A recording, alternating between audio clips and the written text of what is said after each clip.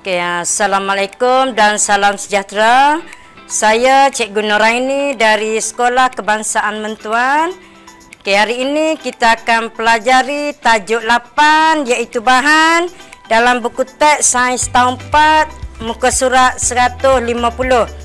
SK 8.2 sifat bahan, SP 8.2.1 memerihalkan sifat bahan dengan menjalankan aktiviti atau eksperimen. Tujuan kita menjalankan eksperimen pada hari ini adalah untuk menentukan sifat kekenyalan bahan.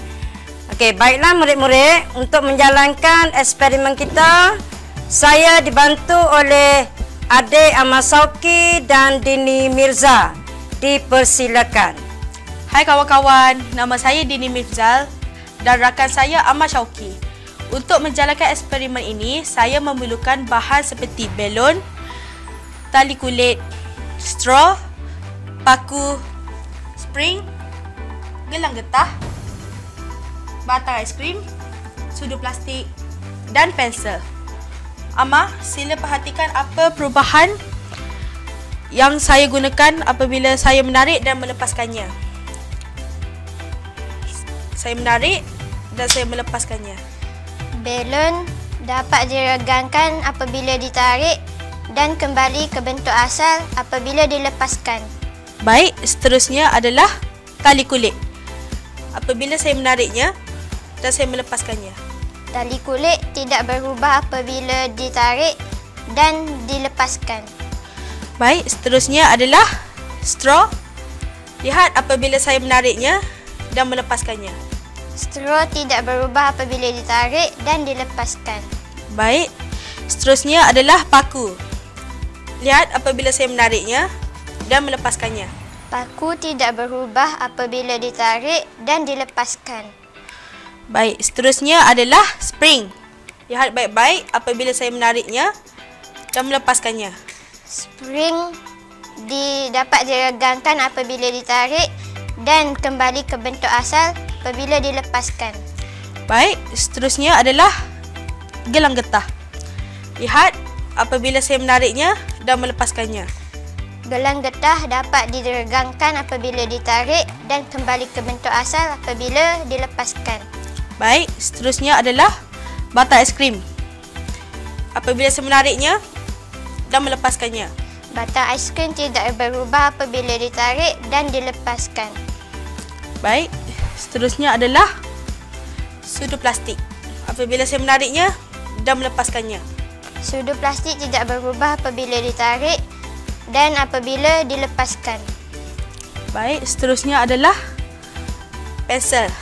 Lihat apabila saya menariknya dan melepaskannya. Pensel tidak berubah apabila ditarik dan dilepaskan. Okey. Baik. Hasil eksperimen tadi kami rekodkan dalam borang pelaporan.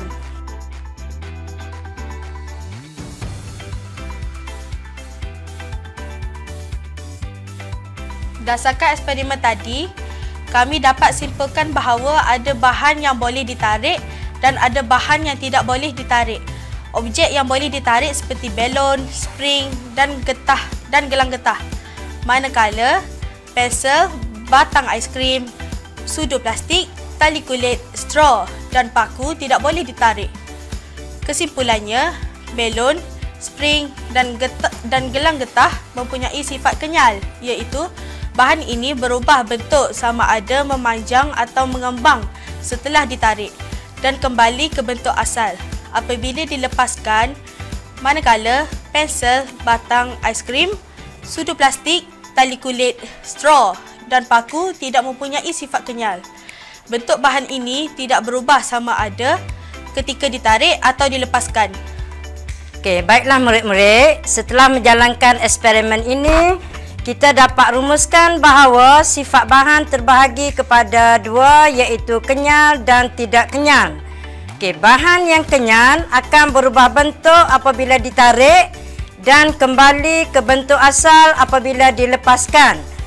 Bahan-bahan kenyal ini biasanya digunakan dalam kehidupan seharian seperti spray yang digunakan pada buaian bayi dan tilam. Okey, kebaikan sifat kenyal ini menyebabkan kita atau dapat tidur dengan lebih nyenyak. Manakala bahan yang tidak kenyal tiada perubahan bentuk apabila ditarik atau dilepaskan. Kebanyakan bahan ini digunakan untuk membuat sokongan untuk struktur atau objek, contohnya paku atau besi dalam penggunaan pembinaan jambatan, rumah dan sebagainya. Okey, dalam membuat eksperimen ini, kita perlu berhati-hati dengan objek yang tajam seperti paku untuk mengelakkan kecederaan.